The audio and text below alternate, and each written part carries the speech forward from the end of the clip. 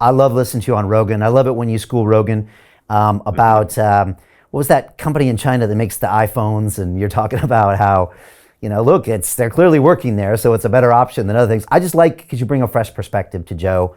I haven't been on Joe's show since 2012. I probably need to get back there. And again, independent media is where it's at. I mean, we've got more subscribers than most of the major papers here in England, and that's important. So we've come a long way in 10 years, that's for sure. Peter, I want to jump in and ask you about inflation, because this is something I think you can bring a lot of clarity to people that are listening, especially some of the kids. And look, I think we're probably about the same age, and I have faint memories of gasoline lines in the 70s and the concept of double-digit inflation. I remember that song by Grandmaster Flash and the Furious Five, where he says, "I got a bum education, double-digit inflation." That was 1982. By the way, Grandmaster Flash was here a few months ago in the studio. But is it different now as we approach a double-digit inflation target than it was, say, back in the 80s? And then how do you explain it to someone who's never experienced anything like double-digit inflation? Well, first of all, I don't think we're approaching double-digit inflation. I think we're already there. I think that if the government was still reporting inflation the way they reported it in the 1970s, using the same methodology to calculate the CPI, the month-over-month number that we just got, which went from 9.1 to 8.5, I think it would be well north of 15%. Wow, so 15. Wow. If we kept score. Remember, back in the 1970s, they didn't use owner's equivalent rent. They used home prices. They used actual rent. Well, year over year, those things are up 15 to 20%, whereas owner's equivalent rent is up like 5.5%. That's a third of the CPI right there. That is dramatically undercounting the cost of shelter. But we also have things like substitution that we didn't have back then. Back in the 70s, the basket never changed. Now, they just keep changing the basket. They take out stuff that went up and they put in stuff that didn't go up as much. So the whole thing is manipulated. So we have double-digit inflation. We're just not being honestly told that we have it. But you go back to those gas lines of the 1970s, that wasn't the result of inflation. Higher gas prices were the result of inflation. The lines and the shortages were the result of price controls and stuff like that, which the government may in fact implement again. But Americans have been living with inflation for over a decade.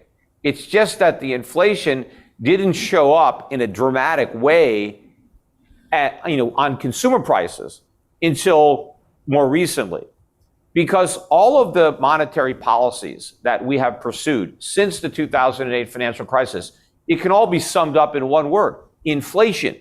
Inflation was deliberately created, not only by the Federal Reserve, but by the ECB, by the Bank of England, which, by the way, today actually reported 10.1% year-over-year inflation, and the Bank of Japan. Quantitative easing is simply another word for inflation. What is quantitative easing? Printing money and buying government bonds. That's inflation. Inflation is an expansion of the money supply. That is literally where the word inflation comes from. You get an old Webster dictionary, and you can even find these on the internet, and you see how inflation was defined. And it's defined as an expansion of the money supply. Prices going up are just a result of inflation. But the government really wanted to change the definition of inflation from an expansion of the money supply to an increase in prices, so they can confuse the public as to the source of inflation. Because if the public realizes that inflation is expanding money supply, well, they know exactly who's controlling the money supply. But if they think inflation is rising prices, the government can blame it on the people who are raising prices, greedy businessmen or Putin, right? Or somebody like that. Right. They can point fingers at everybody, but accept responsibility for themselves. So the government has created the inflation. And by the way, the Inflation Reduction Act will result in even more inflation being created by the government. The difference is that for years and years and years, the inflation that entered the economy predominantly affected asset prices. So why did stock prices go way up? Inflation. Why did real estate prices go way up? Inflation. Why did bond prices go way up? Inflation. Why did the price of, antique cars or, art, why did everything go up in price? Inflation. Why did cryptocurrencies go up in price? Inflation. The Fed inflated these massive asset bubbles with all the money that it created. But as I was warning, going back to day one, when they first did quantitative easing, when they did QE for the first time, they didn't call it QE1 until they had QE2.